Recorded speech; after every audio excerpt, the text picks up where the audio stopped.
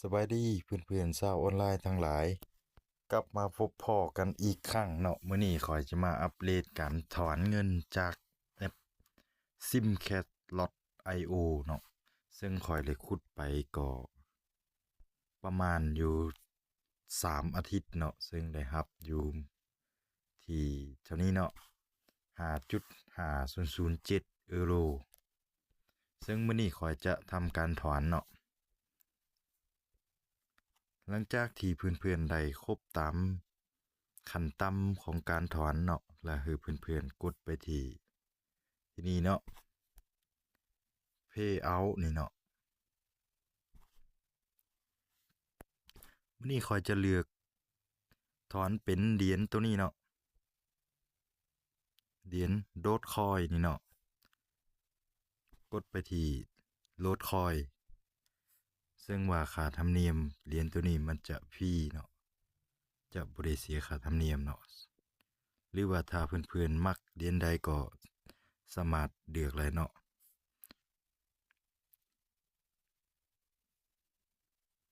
ถ้าถอนเป็น USDC เนี่ยคือคายโซลาน่านี่ก็พี่เนาะแต่ถ้าเพื่อนๆถอนเป็นเอโรวอนี่จะค่าธรรมเนียมมันจะค่อนข้างสูงเนาะเก่าเอโรพุ่นเนาะหรือว่าจะเป็น USD ดอลลาร์นี่ก็ได้แต่หากว่าได้เสียค่าธรรมเนียมเนาะซึ่งว่ามันจะหักค่าธรรมเนียมอยู่ที่15ยูโรเนาะมื้อนี้ข้อยก็เลยว่าจะถอนเป็นเหรียญโลดคอยเด้เนาะตัวนี้ซึ่งว่ามันพี่เนาะกดเข้าไปที่โดดคอยนี่เนาะแล้วก็กดไปที่นี่เนาะ continue นี่เนาะ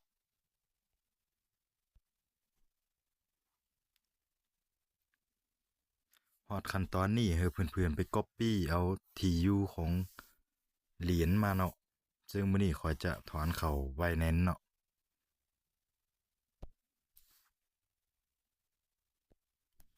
เปิดกระเป๋า Binance ขึ้นมาแล้วก็กดไปที่นี่เนาะที่ทรัพย์สินนี่เนาะ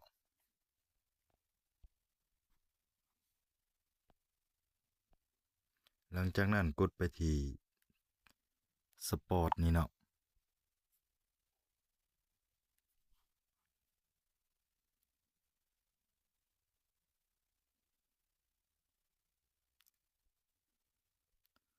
หลังจากนั้นพิมพ์เซอร์นี่เนาะ2ค้นหานี่เนาะ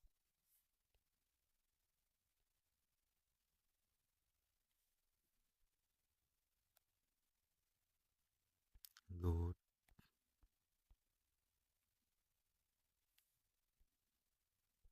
เห็นขึ้นมานี่เนาะกดเข้าไป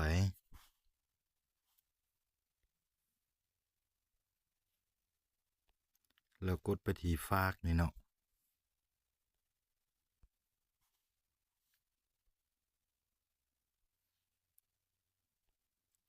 ตัวนี้สำคัญเนาะเครือข่ายนี่เลือก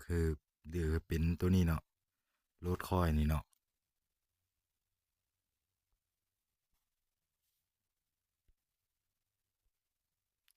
copy เอาที่อยู่ของกระเป๋าเนาะวันนี้เนาะ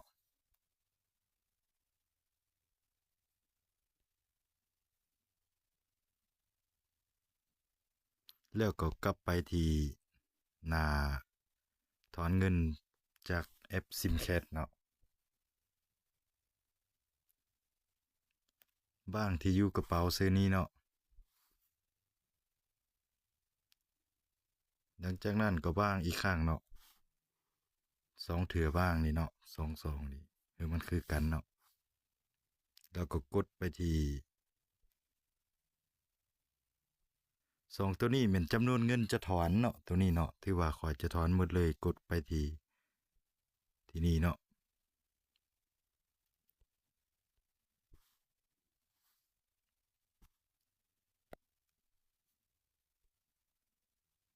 หลังจากนั้นกดตัวนี้เนาะ continue ไปเนาะ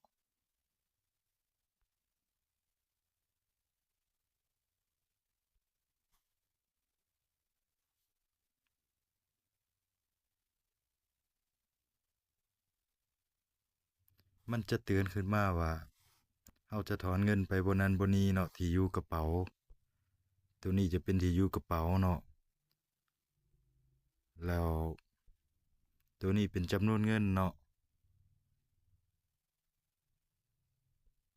เพื่อนๆติ๊กไปที่นี่เนาะ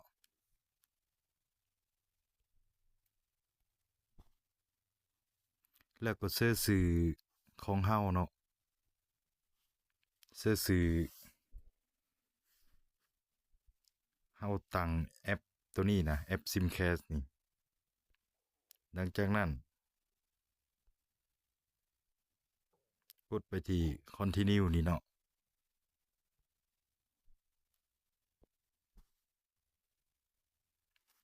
รอท่าหน่อยนึงเนาะจะมีข้อความเข้ามาทางอีเมลเนาะเพื่อนๆไปเอารหัสเข้ามาทางอีเมลนะมาเซอร์สองนี่เนาะ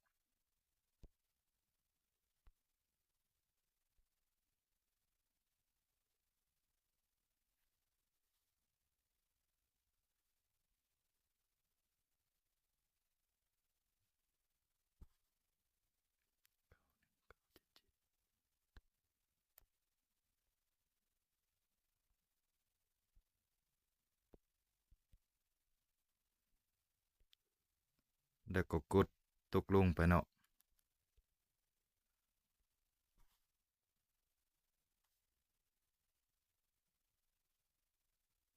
แล้วก็กดไปที่คำว่า Continue นี่เนาะ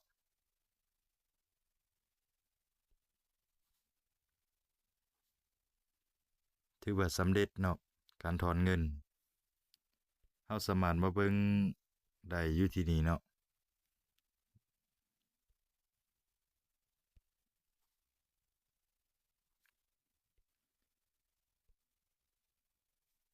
มันจะเตือนขึ้นมาว่าเฮาถอนเงินไปเท่านั้นเท่านี้ไปที่สำเร็จเนาะถือว่าขึ้น successful ดีถือว่ารอท่าภายใน7วันเนาะแต่ว่าข้อยเคยถอนมาแล้วมันก็จะบ่ฮอด7วันเนาะประมาณอยู่2-3วันนี่มันก็จะเข้าแล้วเนาะเงินเนาะว่าจะตัดไปที่เวลาเงินเข้าเลยเนาะซื้อเวลาประมาณ2-3ชั่วโมงเนาะเงินก็จะเข้าแล้วเนาะถือว่าฝากเข้ามาสำเร็จเนาะตัวนี้เนาะมีอยู่30.88โหลดเนาะ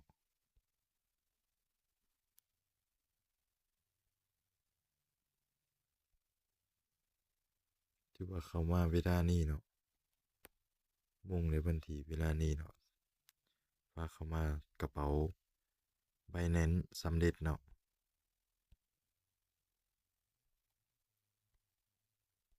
เทียบเป็นเงินดอลลาร์ก็จะมีอยู่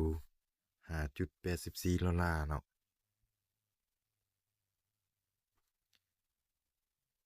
คลิปนี้ก็มีซ้ำนี้เนาะ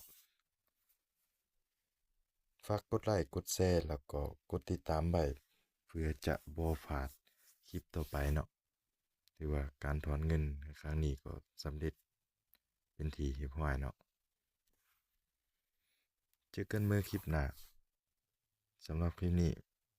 ขอกล่าวคำว่าสบายดีบ๊ายบาย